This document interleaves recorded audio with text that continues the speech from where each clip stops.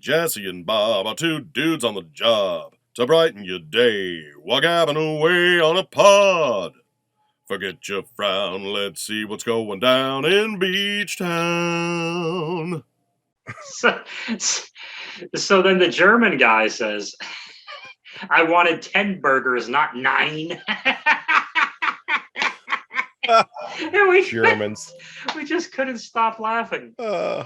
Oh my goodness. Hey, we're on. Whoa, Nelly, what do you say? How's tricks? How's the kids? Some weather we're having, tipping the veal and trying the waitress. You gosh darn rooting to and shark shooting, guns slinging outlaws, saving trees, hugging whales, kissing hands, shaking babies on episode 2 of Beachtown, the only mental health podcast that actually cheers you up. Doing a thing. We are Jesse Egan and Bob. I am one of those guys. Jesse, what's the skinny? What's the scuttlebutt? What's the deep dish, my man? Good to see you, buddy. It's great to be back for our second episode. And we don't know from feedback from the first one if it actually cheered anyone up, but we're going to try again, baby. Absolutely. First off, quick disclaimer. Robert Nesta Marley Hansen and I are not official licensed therapists in any way. If you take our advice, please take it with a large grain of salt, and also go see a professional if you need help with your mental health. But we're going to give it a shot today and see what we can come up with. If you take a large grain of salt, you're also going to need to see a dietitian. True. But that's another thing neither one of us are equipped to help you with. Right. Your mental health or your salinity. Saline. All right. Well, speaking of salty, let's move forward to some grapes. Yes.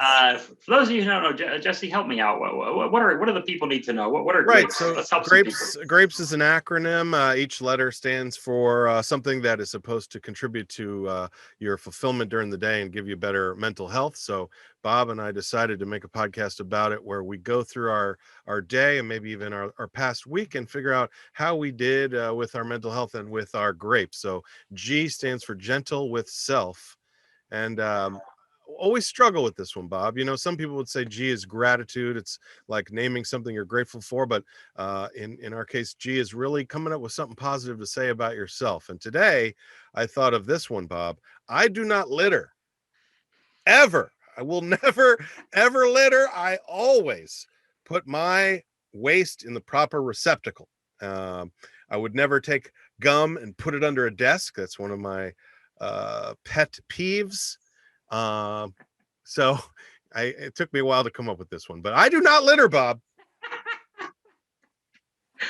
Wow, this is a good telling point as to how well we did with grapes this week. Yes, it is. Well, I don't litter. I don't put my gum under the desk. I'm not Mike Seaver from Growing Pains. That's not Jesus Christ. That's the best we could. Oh God. Well, that's great because the environment is important. It's very important, Bob. There's a wonderful background behind you showing some wonderful environment, which again, I mentioned this last week. I'm going to mention it. It makes me laugh because it's this beautiful Zoom backdrop you have. No, this is real. I've just frozen time. Yeah. The waves will not move. Yeah. But you're right. It is a backdrop to my actual life as well. It's right out back. So exactly. It's like 3 blocks away from where you live. Not even one, actually. Yeah. The pier is open again, right? The pier is open up until like let's see. Up your right eyeball. Yeah. Right about my well, wait. See, because the thing is different. Anyway, I know it's reversed. It's open till the cafe. So you can walk out there, you can get breakfast or whatever. But then there's a big fence, so you can't go out to the T and go fishing. You like all my act outs for this pier? And you can't walk farther or else you'll be swimming in the ocean, Bob. And there's fish. That's a fish. Birds. Don't forget the surfers. Did the lady from 6 years ago ever bring you that muffin? No. She didn't, but your memory of it is great. Bob, you always have such a good memory of every time I get mad about food. And it's my favorite. I ordered a muffin once that never came, and Bob is still waiting for it like 8 years later. In like 2009, you ordered this muffin. I'll get it one day, Bob. You never got it. Yeah. And it made me laugh so hard. My other favorite cafe memory is I was on one of my visiting from New York to San Diego trips. And I looked through all these wonderful different types of Spanish omelets that they served, and all these fancy tacos, fish taco, lobster taco, that you can't get, obviously, really anywhere outside of San Diego. I looked at all of it, and just because I knew it would crack you in front of the server, I looked at her and said, "One hot dog, please." I was like, God. Well, it sort of pissed me off, you know. I know. It's like he came all the way from New York, goes out to this fish taco place right on the ocean, and orders another frickin' hot dog. Amazing. That gag that is tied for my other favorite food gag, which Bajan does every time. So we'd go out to a diner, like in between shows or something, and he would have the waitress come over, and he would point to like the healthiest thing on the menu. It'll be like, "How's that giant vegan double green super salad?" She's like, "Oh, it's so healthy. Cucumbers and olive." And he's like, "That sounds good." And she's like, "Yeah." And he's like, "I'll take the double burger with sweet potato fries, milkshake." I'm like, "You got me again every time." It's like she was just like, "Well, what? Oh, you got me." I love that bit. That is hilarious.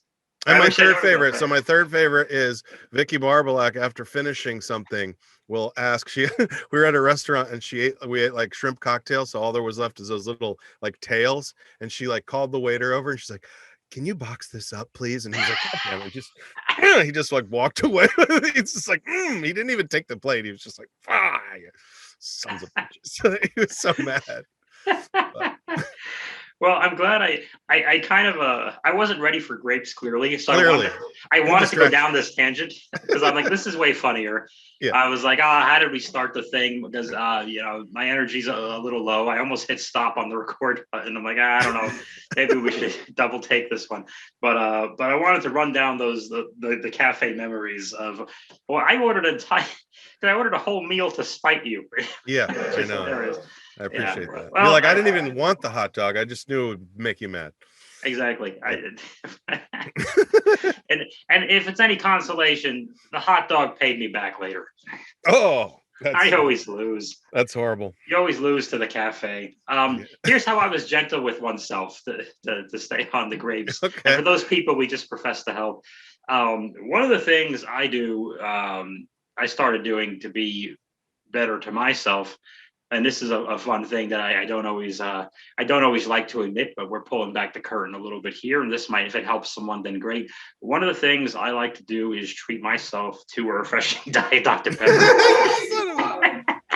It was not. And the great thing about Diet Dr. Pepper, it tastes just like regular Dr. Pepper. So what you want to do if you're listening, go to coca-cola.com/Dr. Pepper, type in the promo code Beachtown, and nothing will happen. They don't sponsor us. No, that you're supposed to save that for a word from our sponsor. Now, a word from a sponsor. Excuse me. Oh, this one's on me. This is a free one. So you were gentle to Dr. Pepper, but what about yourself? Do you have anything kind to say about Bob today? A little bit of my perseverance with a job search paid off. Oh, good.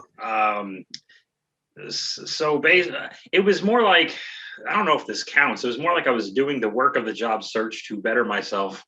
After a while, I was just kind of, you start to feel like, I don't even deserve this. Like, I shouldn't even have this basic normal life and break even wage. Like, I shouldn't even have it. So I was just like, no, you're going to treat yourself and you're going to be nice to yourself while you apply. You're not going to yell at yourself and get pissed off and beat up yourself while you're applying. This sucks. I don't even know how to do this. Why do I even bother doing this? Yeah, I put some music in and the earphones, and I enjoyed a refreshing Diet Dr. Pepper. And just because it tastes great, and it's no sugar. Last time it was Dr. Pepper Zero sugar, I believe. I think you've gone back to the diet one now.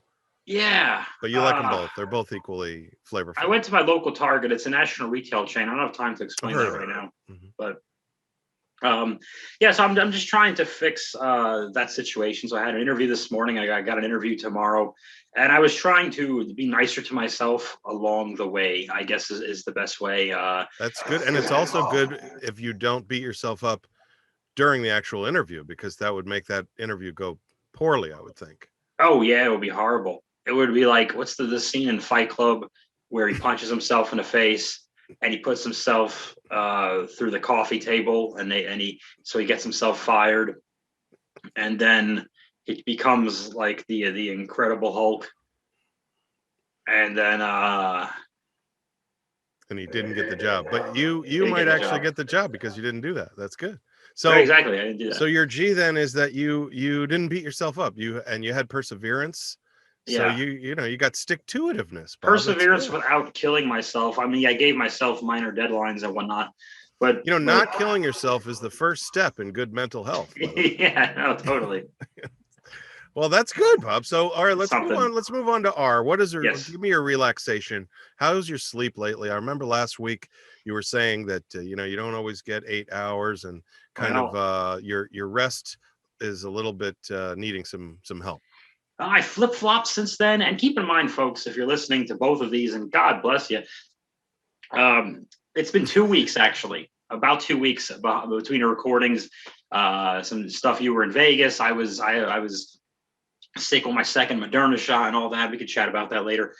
But so time has passed. So I actually flip-flopped, and I was getting into my bad habit of not going to bed till 3 or 4.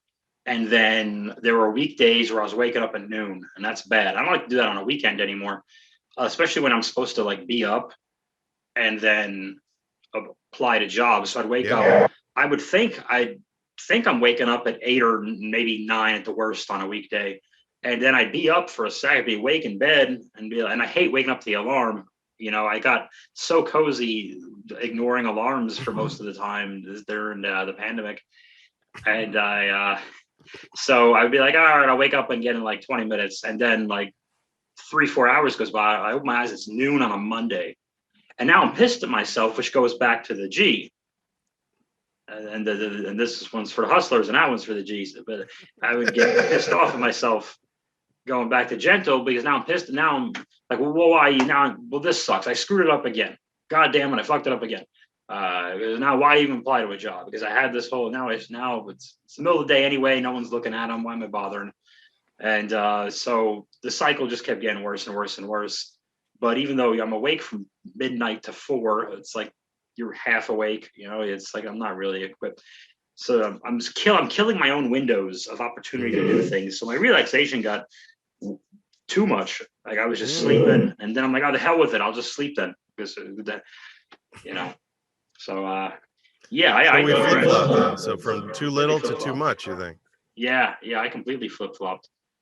The interview this morning forced me to be somewhere at 9, and that was the worst, but the best thing that could have happened to me, because it makes me do it. Yeah. So I had to get up at I got up at 6:30, and I was like, okay, I'm up, I'm doing this, because I couldn't sleep anyway, but I just having some kind of commitment that you have to meet in the morning is probably a good thing. Yeah, for you and for me too. Unfortunately, I'm the kind of guy, because I won't do it for myself, because I don't care at that point. But someone else is waiting on me to do it, or even if I were to make an appointment, I probably got to get my tires rotated pretty soon. Like, okay, I mean, because I made an appointment, I will get up and go to it.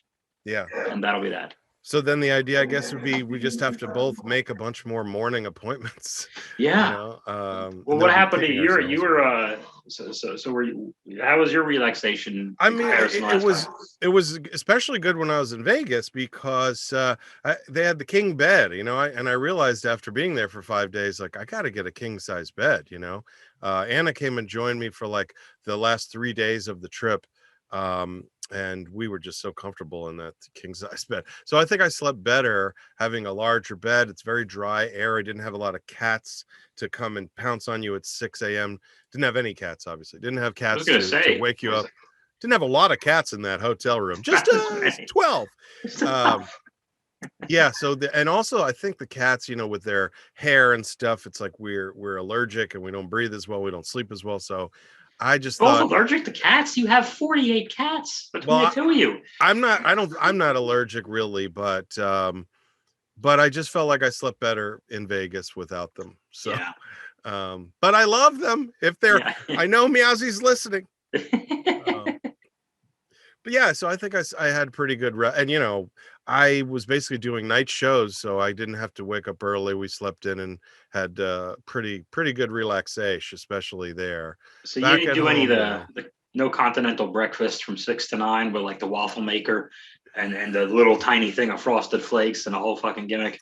they didn't have that. They didn't. Basically, I had sort of a per diem of like you can spend $50 a day on food, and we were staying at the Tropicana where it was like only a few things are open. So it was like go down to Starbucks to get breakfast, and it was like an hour wait, and then it's like $25 for a coffee and a croissant or something. So Jesus. so that wasn't so great, but we had a fun trip though. It was really nice, very relaxing. Walked over to the Mandalay Bay, and Anna's sister's family were all there, and we went in their lazy river, and that was good. There was just too many people to really relax in the lazy river, but Are we judging the river too harshly? yeah, the river, come on river, get your ass up. Yeah, and it actually has a pretty strong current for being called lazy. I mean, it's not, really it should be lazy people in this river because we're not doing any work. The river's pushing us. Like, I don't know why it got this bad name. We're kind of assholes for judging the river. Like, blame it on the river. Like, it's like blaming the dog for when you fart. Like, come on now. Yeah. I mean, it was originally called the Dog Fart River, but people didn't want to go in that. But that really is part of the the relaxation as well as the pleasure for me was the last week of getting to do shows and be in Vegas and spend time with Anna and and her sister and little C, and we went to the Marvel station exhibit and saw all the Iron Man armor and stuff, and so it was really fun. Yeah. I saw a pic on your Instagram. It's a popular social media application. I'll explain it later. Okay.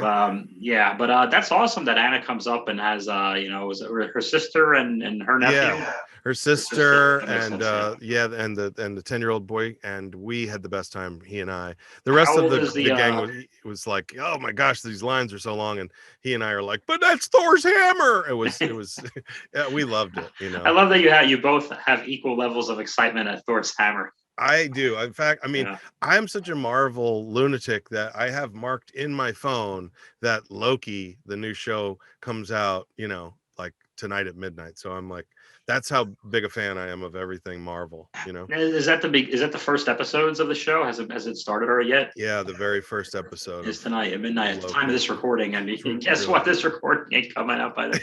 No. But gee, I wish I didn't know that because I'm supposed to go to bed tonight, and I could watch all Loki. I guess it's only they're probably only going to put out one episode. I don't think they're going to do. That Marvel's smart. They don't let you binge watch the whole thing and sort of ruin it all in one night. Because they know I'll ruin my job interview at 10 o'clock in the morning. I would if they put out WandaVision, the whole thing at once. I would have been up the whole time and watched it. But I think I enjoyed it more by watching one and analyzing it and thinking about it for a week and watching another one. I really liked that one. Totally. How was your levels of?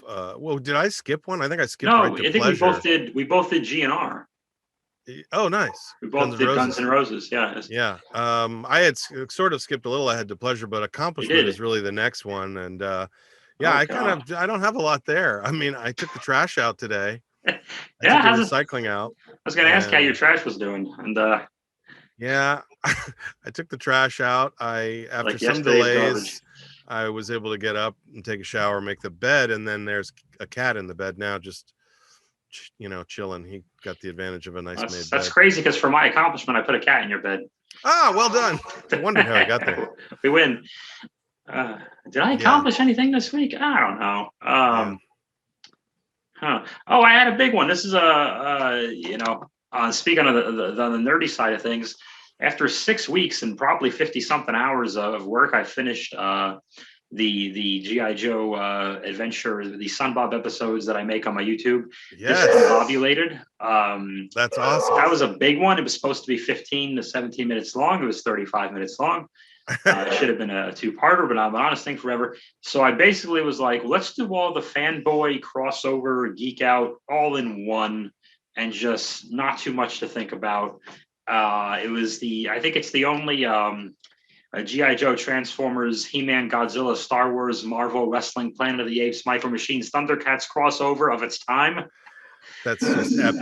Epic. Big Lebowski, and a Big Lebowski van is in there too. Wow. Yeah. Wow. What's the episode called for our Discombobulated on my channel. It's on my channel, and I'll put a link up there. And it's there. I have a playlist of SunBob episodes, and it'll be in there. And of course, Bob and Discombobulated is all caps because I'm Bob. I'm allowed to do that. I have every right to do that. And, yes, I've been enjoying that. I've started that one, and I really like that you have all these different figures and interacting. Well, I'm not going to do that every time. I mean, I really just do GI Joe episodes. But this was one I just like do it all in one. Yeah. Because fans for years, GI Joe fans and Transformers fans, those are both brands under Hasbro. So we'll most likely more than sooner than later we'll see some movies hint at crossovers with one universe into the other, cool, and that kind of thing. But He-Man is Mattel. Of the big three, we'll take the others off to the side here because I get silly with it. But the big three, He-Man is Mattel. So that's He-Man and Joe, or He-Man and Transformers. That's never happening.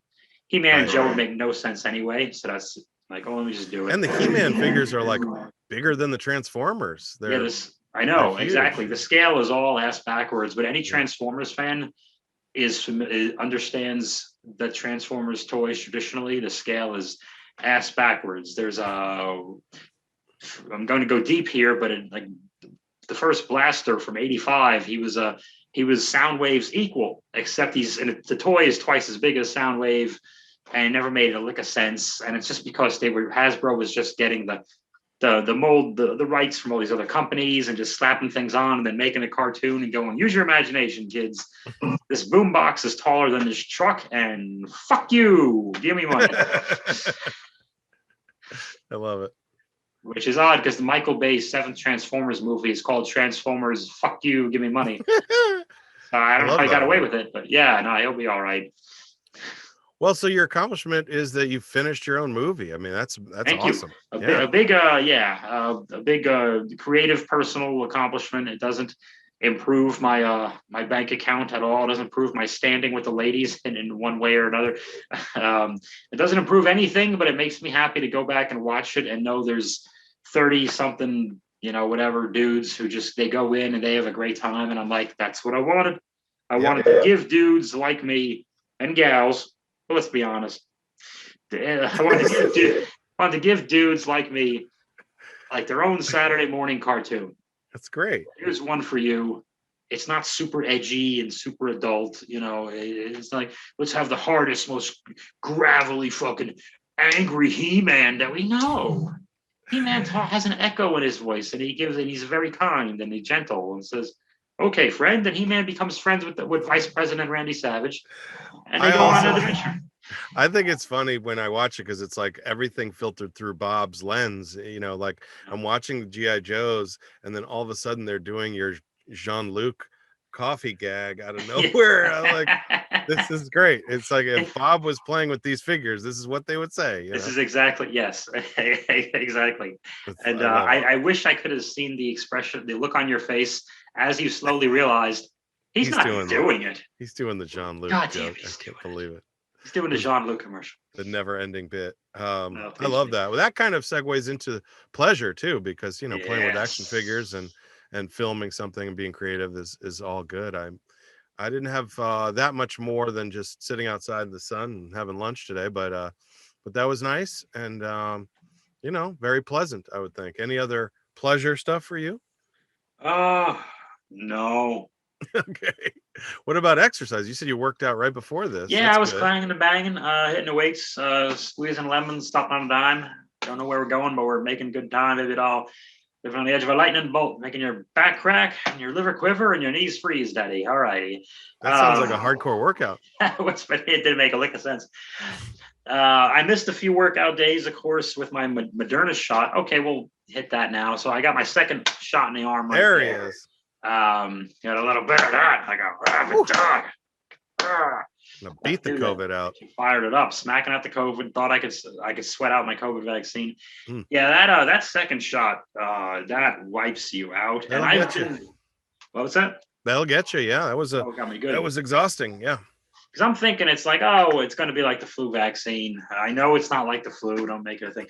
But because when people, especially with the arm hurting part, because I've gotten a million flu vaccines because of the hospital I worked at, and my arm was never more than a little sore, maybe the next day, kind of for a few hours. And I was like, oh, okay, my arm's not going to be sore. Maybe these other effects will happen. My arm is not going to be sore. Yeah, my whole left side was worthless. And I was sleeping on it too to ease because my back was bothering me from the bed too much, and I was sleeping on my right, and then that arm would fall asleep because I got bad circulation. So I had the sweats and the chills and the sweats from hot and cold and hot. I'm like sweat flicks and chill, Daddy. That's all I did. And I got no Netflix account, so I just Did you say like for about 24 hours you became an anti-vaxxer? Yeah, there was a good 24 hours where I'm like, I kind of see their point. This is hard. I mean, if I could go back, but I mean, I might as well commit now. I'm like, just don't tell the anti-vaxxers this is the effects of that second shot. That's I think we have to lie to the anti-vaxxers and be like, I felt fantastic. My left arm had twice the muscles of my right arm after that shot. I was it looks jacked like up. Popeye now. Yeah. Yes, what they did. That's great. I had Moderna 1 and spinach 2, and they put it into my veins. They're on my veins, my arm. And How sore would you say the arm was compared to like when you used to be a pro wrestler and you would take all those slaps to the chest? Oh, way worse, because the thing is the chops, you're gonna make me do it. Because the chops, they sting and they hurt a lot temporarily. So even when you're all red and blistered and that part sucks if you take a lot of them. But at the moment, when you're out in front of people, everything hurts a bit less. But even still, when you do feel it, it's like, well, it doesn't really hurt right now. I mean, it goes away quickly, but it's a lot of sudden pain. The arm was just getting gradually worse with the shot. And I just thought, yeah, man, I don't know. I think I would have been cool with 1. I'm like, why did I even get this for the 0 people that I see? Why did I get this? Because I'm saving lives, Jess. That's right. Saving lives. You're a hero. I don't want to say a hero because what's a hero? But sometimes there's a man. Sometimes there's a man. Well, so second Moderna shot, but you also worked out today. Oh, we're on exercise. My bad. And I don't want to interrupt, but I did absolutely nothing today. You didn't do any exercise? I didn't even really walk. I went outside briefly and I looked and I said, "Oh, there's sun," and I exercised my right to sit down. Yeah, I'm terrible. I walked a lot in Vegas because the tram was closed. How about that? I was going to ask you because I remember you said I saw on your Instagram again. It says I'll explain the media application later. Is that you walked a lot in Vegas. So and it's like the kind of town where you go, oh, I'll just walk over to like I can see it. There's the building. There's Mandalay Bay. It's right there. I'll just walk there, and then you start, and you're like. It's like that walk to Mordor, it's endless. And the heat is like, it was 106 and you're going, I didn't have a hat. And I'm just like, I'm melting. Oh yeah. It's not the kind of town where people just take walks, No. but I did because I couldn't catch a lift and the tram was closed. But then, you get there and you go on a lazy river. So it's kind of, it's whatever. But yeah, I haven't exercised today. Maybe, I'll see if Anna wants to take a walk when she gets home. The sun is out much later now, Yeah. So you got some time. Yeah, I can see it's still setting. It's just been setting for about 40 minutes or whatever. It's slow. It's perpetually setting. Yeah. Well, that gets us to social, the S in grapes, and the social for me is, I texted Dave to ask him about his trip to New Orleans. He's in New Orleans right now, and DW. And DW. And besides that, I'm getting to chat with my pal Bob. Yeah, here right we go. So well, that's funny because you were my social for Saturday, because Friday I stayed in because I was still groggy from the gimmick with the thing and the stuff from the needle in the arm. And that's an old, for though we were having fun with this before we recorded. It's an old wrestling thing of can you talk with using the same word to describe these nothing words to describe something, have the other person understand you. And unfortunately you can, because everything's a gimmick. I'm working my gimmick, I come in, I hit him with the gimmick, he does the gimmick, we get the hell out of there, I jump in the gimmick, go home. But yeah, the gimmick is almost like the way the Smurfs use the word Smurf for everything. It's a Smurfing day. You're always yeah, put the gimmick and the other gimmick, and then there was just gimmicks. Right. Or the Eskimos with snow. They have 14 words for snow. I think that's backwards. I think you were right with the Smurf one. My back hurts. Wrestlers just have one word, gimmick. This is where everything's gimmick. But yeah, I was tired from that, so I went with you to a coffee house show in North Park in San Diego at Twigs. Yes, that was a good show. And it was. You told the jokes, and everyone listening should know that Jesse he headlined, which he went up last, and he was very comical, and the people laughed at the jokes. And so that was great to do. It was a social. I ran into I saw some comics that I knew before, but that didn't ruin my time. So I know you had a good stare down with one of them. I enjoyed that.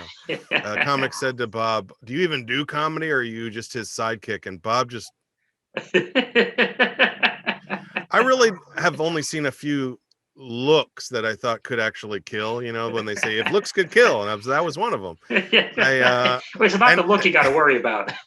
It was like the way you held it until he backed down and started backpedaling and being like, I'm just kidding. Well, that was my favorite part. Which was what I was going to do. And that was really the victory. Is like, can I beat you with doing nothing is the actual victory here.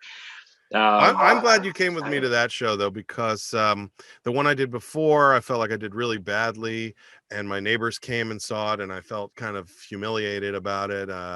And just, I would prefer to bomb in front of strangers, Absolutely. And that sucks because they're your neighbors. They're the ones, because of that, they called me and told me to put a cat on your bed. Yeah, well, I'm glad they did. But yeah, I was really upset about that. I was really depressed over that. And then the next day, that's the only way to bounce back really from a tough set, is to have a good one. And I felt like the next one was really fun. I really enjoyed it. And I always enjoyed Twigs. I think Twigs is one of the best shows in San Diego. It's in a very small room attached to a coffee shop, but the audience is very receptive. It's nice dark room with the low ceiling, no like sports on all, no TVs, no food, no distractions. It's just like we're all here sitting one direction west, to see the show. And I really loved it. I always love that show. So that was good. I felt like and I would say that the show previous to that wasn't the fault of the show. I wasn't feeling good. I was in a bad mood, and I just didn't do as well as I would have liked. And so, not to blame the venue or anything, but I felt really crappy about it. So that was a real downslide for this week. But then jumping back up, I think the next show really helped do that. Let me ask you, do you find that some of your best sets in comedy are the set after a lousy one? Because now you're extra, because I do. When they're extra, now you're extra driven. Like I get extra mad about it. I'm like, I'm not letting that happen 2 nights in a row, or whatever. Yeah, I'd say there's some of that, and then there's also like there's something about the excitement about a show, or like the pressure. Like the very first show we did in Vegas, like show number 1, Thursday night early show, I felt like it was my strongest performance. It may not have been, but it was just my perception of it based on how nervous I was about the show and how excited I was, and how worried I was versus how well it went. It was kind of like such a relief, like, okay, this first show's down, now the next 9 are going to be a lot easier to do. I don't know for a fact if that was the best, but I felt like it just sometimes it's that comparison between expectation and reality, or nervousness and and getting over that.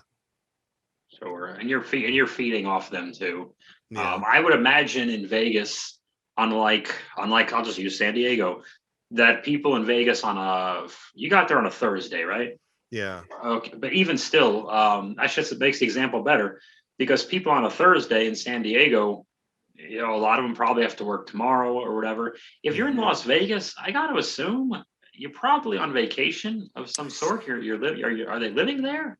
No, they're definitely on vacation. And also, compared to the last time we were there, which was like, the last time we were at the Laugh Factory at the Tropicana, like 2.5 years ago, I feel like it was a marked difference. Like this time, there was a reduced number of seats. So it was like, limited capacity, probably half the amount of people as last time. Yeah. They lose you? Something happened. I lost you.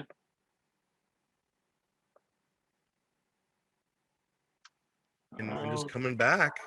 I felt like they were really, really receptive, even more so than usual. So I've been hearing that a lot from people around, is that, the shows have just been better. People are more excited to do them. Oh, awesome. Yeah, sorry, I thought I lost you for a second, but I think you're good. Yeah, my internet was weird. That was odd. I don't know what happened there. Yeah. I'm hardwired, so I don't know what's going on. Well, you know what? I better get rid of this Diet Dr. Pepper. Okay. There we go. Got rid of that. Maybe we should take a break and pay some bills real quick. Are you a goose? Are you a swan, sir? Now here's a word from a sponsor. Got a new product today, Bob, to tell you about. Are you ready? Ready. Are you tired of unflattering, underachieving undies? Introducing Smart Shorts, the latest in male undergarment technology. These ultra soft and comfortable boxers are made from 95% breathable micromodal cotton fibers and 5% integrated nanite technology with advanced artificial intelligence. It's like Skynet for your sack. Smart Shorts can count your steps, track your workouts, and motivate you throughout the day with encouraging words. Live, laugh, love. I'm wearing my Smart Shorts right now, and they're a game changer. They respond to verbal commands like scratch left or de-wedgify. Just don't let your buddies get the access code. You do not want Smart Shorts to engage the atomic wedgie. Engaging. No Smart Shorts, no! The best thing about Smart Shorts is they enable you to synchronize directly with the internet. I just grant my underwear access to all my contacts, data, location, and social security number, and boom, I'm online. Now I can fart directly into the cloud. Plus, my shorts can automatically post on social media, check my bank account, and even deposit checks. Here, I'll just cram this down there real quick. And done. Your shorts can even set an alarm to wake your ass up. Beep, beep, beep. Time to change your Smart Shorts. Oh, I'll just hit snooze on that with a quick tap. Okay. And best of all, with Smart Shorts, you can take a one-click dick pic and send. To whom? Only my Smart Shorts know. Don't be a dumbass. Be a smartass with Smart Shorts. From the makers of the Thinking Thong and Smarter Garters. Get your Smart Shorts today at the Kobe Swap Meet, conveniently located at stall A52 next to the heavily discounted My Pillow Guy. Wow, well, thank you for letting me know that, Jesse. I appreciate that. I never learned about Smart Shorts before, but what I'm going to do is I'm going to hit up that website. That link we'll post there when we post the thing on YouTube, and check it out. Make my undies a little smarter. Good. And by the way, I really did tap my own balls, and it really hurt. So don't do that. You can cut that if you want. I mean, I've heard of hitting the sack before, but geez. Ow. All right. Okay. And we're back. Oh, that's great. Hey, I know, if you want to have an ad-free podcast for those out there who just don't prefer to listen to ads, you're listening to one. So yeah. That is a word from a sponsor. That's right. That was a word from a sponsor. And if you'd like even more ad-free content, go to our Patreon that doesn't exist and send us money. Just follow us on Venmo. That's probably the best way. There you go. Bobby, if you want to post our Venmos up there, then yeah. And the passwords. Yeah. Well, that's mainly what we've got for the podcast, except for the exciting final segment, my favorite segment, as a matter of fact, which of course is Bob's movie reviews. Popcorn and previews, movies and reviews at the theater. At the theater. I'm very happy to talk about a special movie I saw. I've only seen it once in my life, in around 2004, which is way too late to see it. This movie came out in 1985. Sure. And it stars my man, the Sways, Patty Sways, friend of the show, and Jennifer Grey, and they were outstanding. What am I talking about? Sweet mother of pearl, heavens to Murgatroyd, every which way from Sunday. We've got some hungry eyes. This next segment is like the wind because we are talking about Dirty Dancing. Oh, wow. Awesome. Never seen it. I can't wait to hear this review. Oh, you are gonna lose it. You're gonna lose your mind when you learn about this film. I texted you as I was watching it. This is well, I don't want to give it away, but I'm about to give it away. Remember, we spoil all of these. Spoiler alert, here they come. Yeah, these are 30-something-year-old movies. If you haven't seen them, nuts to you. I don't need to see it. I just need you to spoil it for me. Well, that's the plan. Bob's going to spoil Dirty Dancing for you. Beautiful. Okay. Dirty Dancing, if you will, goes a little something like this. Okay. There's this really rich family, and for some reason in the 80s, the protagonist teenager always has an older or younger sibling that wants to make their life miserable for absolutely no reason. And Jennifer Grey, who's 16, we think, they don't really tell us, has the same exact problem. She has a sister who's maybe 15 who is mean to her. And like all teenagers in Dirty Dancing, like all 80s teenagers, all these teenage girls want to do is fight for their parents' approval. And that's what they do in Dirty Dancing. So for the summer, they go to this rich person country club. And it takes place in 1960, I think, like early 60s, something like that. Kennedy's still alive. Not right now, but I think in the film he was. You understand. And so Jennifer Grey, her name is Baby, right? That's just her name. Like her legal name is Frances, we find out. For some reason, she's a teenager and they call her Baby. And everyone, including her, is cool with it. And that doesn't make any sense. And her dad is a doctor and makes a lot of money. Her mom, of course, doesn't work. And every summer they go to this country club and everyone does rich people things and they sing songs about how proud they are to be of this country club. And there's dancing, but the dancing, I guess, is really lame, except for the staff. The staff has their own dancing, and that's where Patty Sways comes in.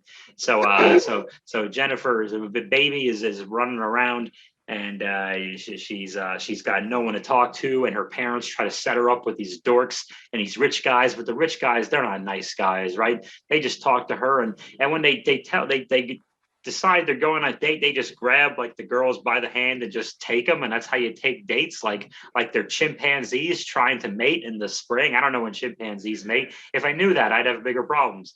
So somehow she ends up sneaking away from some loser wormy dude, and then she meets some members of the staff. And there's a guy and he's carrying 3 watermelons, right? And he's the cousin of Patty Sways. He's got 3 big watermelons. He's just carrying them by hand for no reason. And he drops one and it doesn't break, which is good. I mean, it's these are 1960 watermelons, okay? Back in their day, you can drop a watermelon all day long, throw it off a bridge. That some bitch ain't breaking. Don't ask me how they cut it up and ate it. They never explained that part.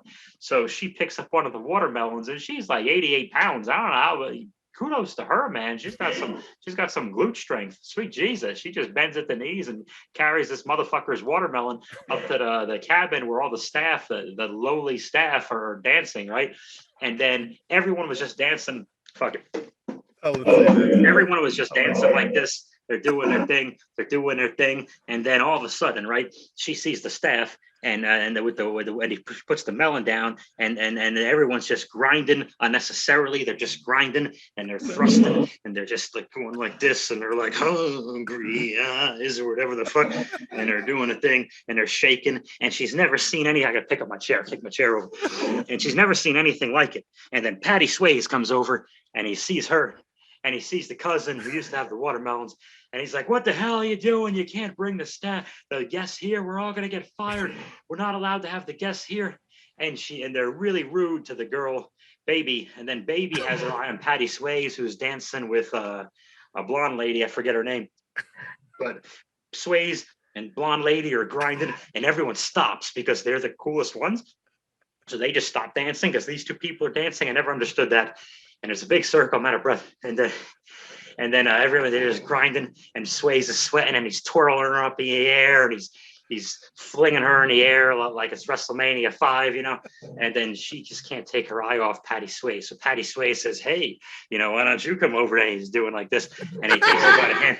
And he's like doing trying to teach her to thrust, but she can't do it. She just can't do the grinding, and it's like really awkward. She does it like I do. She's just like she can't do it. Like she's got stiff knees or something. Like poor Baby has my knees, and that's how she's trying to dance with. Imagine me trying to dance with Patty Swayze. That's what she looked like. Which would be a better movie if it was me dancing with Patty Swayze. So he's grinding and everything else, and then he just gets mad. He just gets pissed off, and he just walks away. And she feels like shit, and everything is ruined.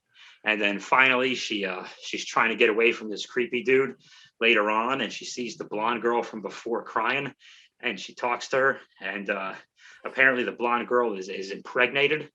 Someone impregnated her with his semen, I guess, and they don't know what to do. And it's not Patty Swayze's. They make that clear. He's actually just friends with the blonde girl. He's a lifelong friend, and that's just how they dance, with their genitals just rubbing up against each other for hours at a time. That's how they do it. And then now this blonde lady's got to go get an abortion. You understand? She was knocked up by one of the asshole waiters that all the parents love, who's really good looking.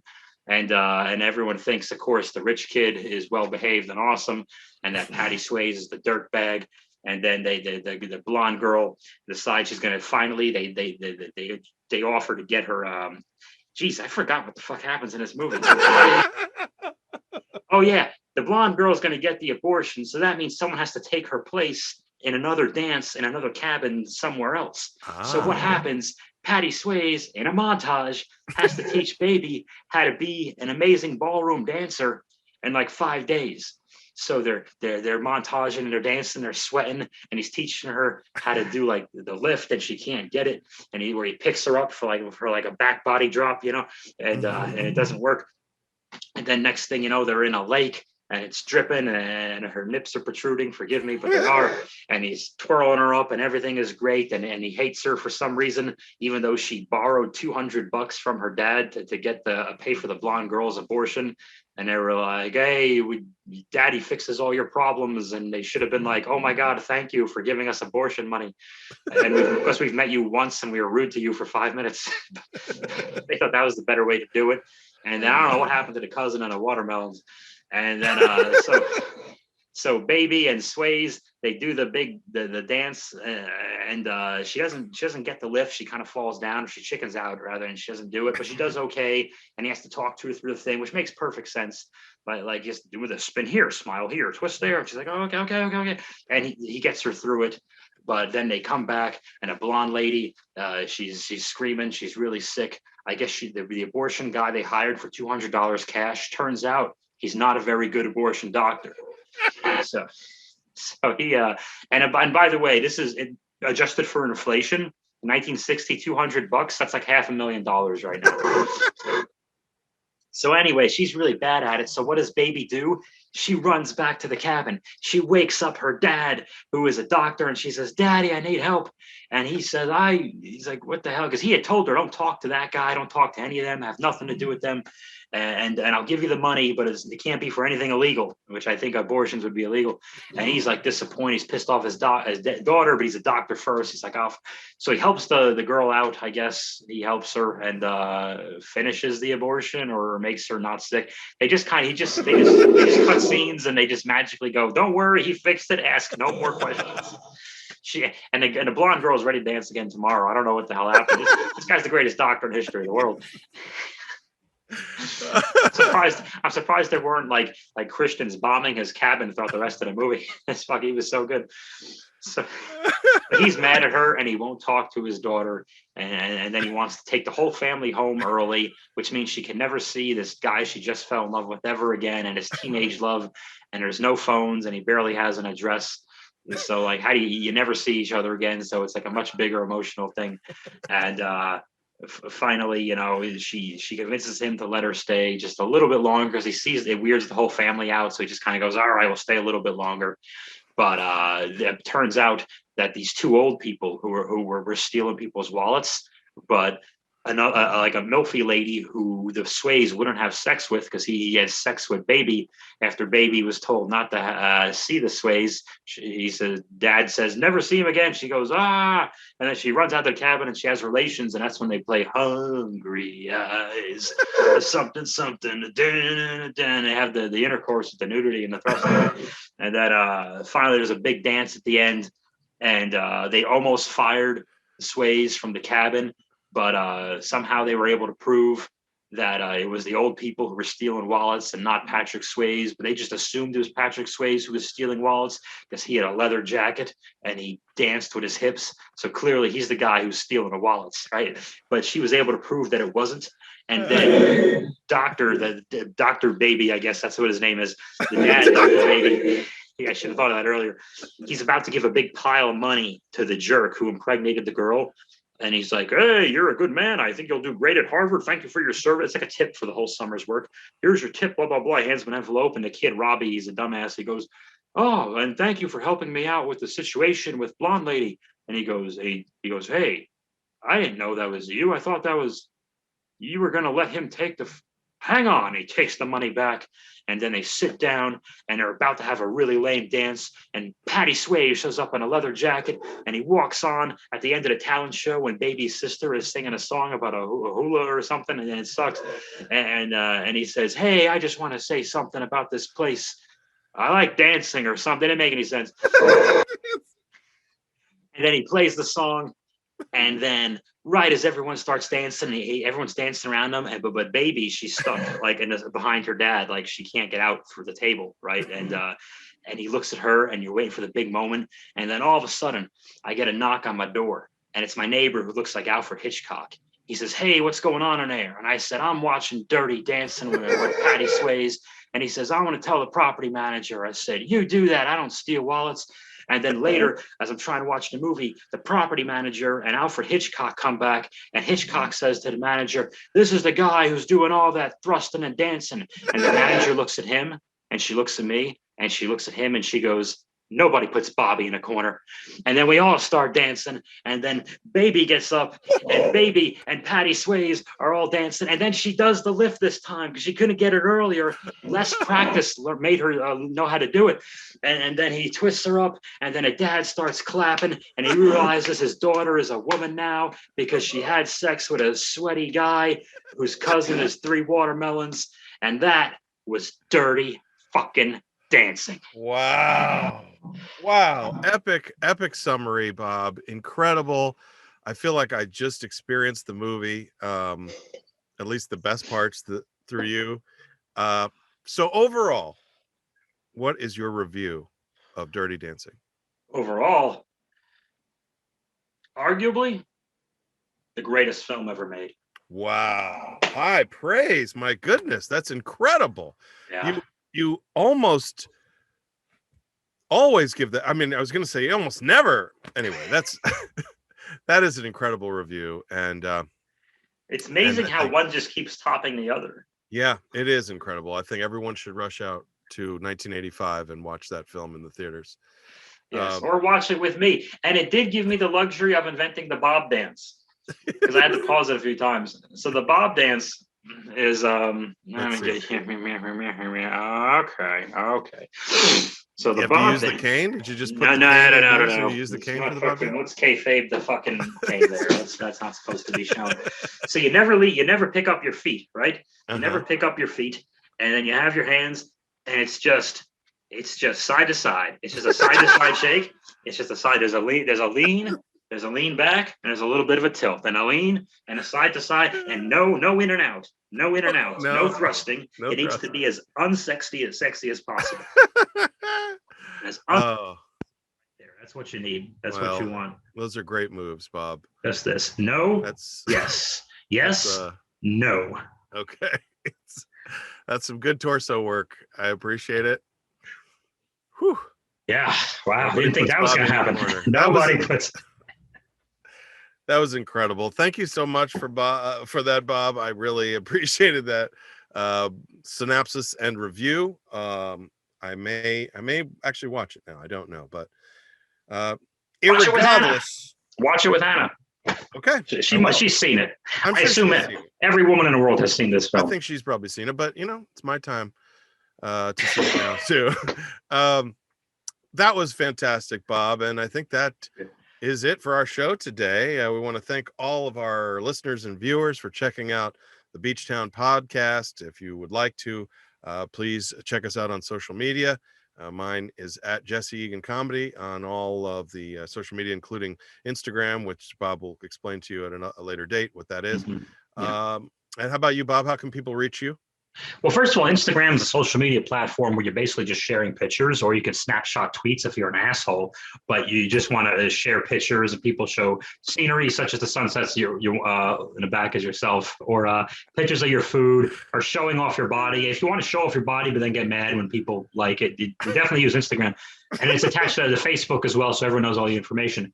My information, of course, on Twitter and on Instagram is at Bob Hansen Jokes. If you're watching this on the YouTube, our podcast is currently still a YouTube show. If you're watching this on YouTube, Beachtown Comedy is the YouTube channel. You are there. It's the one you were at. Our Twitter is at Beachtown Comedy. Leave us some comments, do some subscribes, do some likes, because that makes the algorithms go up and it makes YouTube tell people to watch this thing and say this stuff and do this thing. And I just want to say to you, Jesse, and to all of our listeners, I had the time of my life and I owe it all to you. Thank you, Bob. I appreciate it. And we want to thank Smart Shorts for not supporting this podcast. Thank you guys so much. Excelsior. Watch Loki. It's coming out soon.